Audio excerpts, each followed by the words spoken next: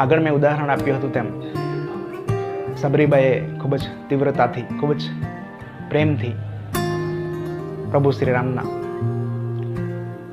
દર્શનના વિચાર કર્યા હતા અને એમને એના દર્શન થયા હતા.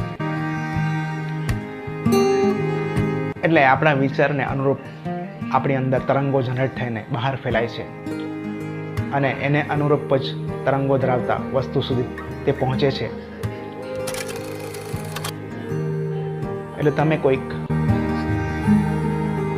અચીવમેન્ટ હાંસિલ કરવા માંગતા હોય તો તમે ફક્ત સફળતાના જ વિચારો કરો, એ જ વસ્તુનું ધ્યાન કરો, તો એ લક્ષ્ય, એ અચીવમેન્ટ તમે જરૂર મેળવી શકો છો.